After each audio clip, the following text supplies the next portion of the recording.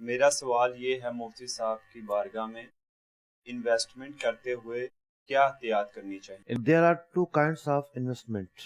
دو قسمیں ہیں. ایک کو کہتے ہیں مداربت، کہ آپ کے پیسے ہیں اور سامنے والے کی صرف محنت ہے. دوسری یہ ہے کہ آپ کے بھی پیسے ہیں اور اس کے بھی پیسے ہیں. اس کو کہتے ہیں شراکت.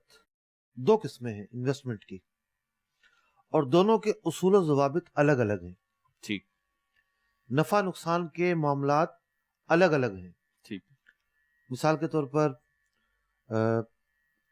پارٹنرشپ جب دونوں کے پیسے ہوتے ہیں، اگرچہ کم زیادہ ہوں، اس کا اصول یہ ہے کہ جب بھی نقصان آئے گا ایز پر کیپٹل آئے گا. ٹھیک. مداربت کے اندر نقصان تقریباً ہم کہہ سکتے ہیں کہ انویسٹر کو برداشت کرنا پڑتا ہے. ٹھیک. اگرچہ کہ وہ جو ورکنگ پارٹنر ہے اس نقصان کو ریکور کرنے کے مراحل پر وہ کام کرے گا. ٹھیک ہے.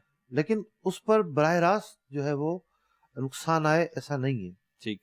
کہ عام طور پر انویسٹمنٹ میں غلطی کہاں ہوتی ہے؟ انویسٹر گیا کسی شخص کے پاس، جی آپ کس بنیاد پر مجھے نفع دیں گے؟ بس مل جائیں گے، آپ کو مل جائیں گے، آپ بے فکر رہیں. ٹھیک. اندازاً 20-22 ہزار روپے دے دوں گا. ٹھیک. ہونا ہی چاہیے کہ وہ جو بھی موڈ آف ٹریڈنگ ہے شریعت کے مطابق اس کو اختیار کرے، گروتھ کتنی ہو رہی ہے اس کا حساب کرے، اور جو ریالٹی ہے اس کو بیس بنا کر نفع نکالے. ٹھیک ہے. ہوتا ہے تو دے ورنہ نہ دے.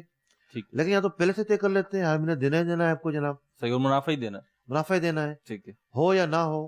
ٹھیک ہے. دل میں اگر تھوڑی سی شک و شبہ پیدا ہو رہا ہو اور ضمیر جو ہے وہ ملامت کرو. جھنجھڑ رہا ہو تو یہ کر لیں گے کہ کبھی 2000 کم دے دیے، کبھی 2000 زیادہ دے دیے.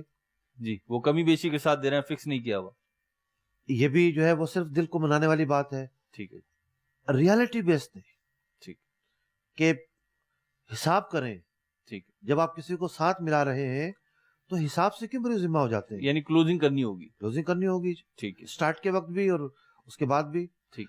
اور بہت سارے لوگ کیا کرتے ہیں، انویسٹمنٹ لے لیتے ہیں، ٹھیک ہے. اس سے کاروبار کرنے کے بجائے اپنے قرضے اتار دیتے ہیں، اپنی ادھاریاں چکا دیتے ہیں اور اس کو لم سم دے رہے ہوتے ہیں نفع. یہ تو سود ہے. ٹھیک. آپ نے کاروبار میں تو اس کی رقم لگائی نہیں ہے. تو انویسٹمنٹ کا نام نہیں ہونا چاہیے، حقیقی بنیادوں پر ہونی چاہیے. اور بھی بہت سارے اس کی ڈیٹیل ہے. میرے 2 لیکچر موجود ہیں دارالفتہ اہل سنت کی جو اپلیکیشن ہے جی، اس پر وہ موجود ہیں کہ شرکت کیا ہوتی ہے، اس کے اصول و ضوابط، مداربت کیا ہوتی ہے اس کے اصول و ضوابط، وہاں سے سیکھے جا سکتے ہیں.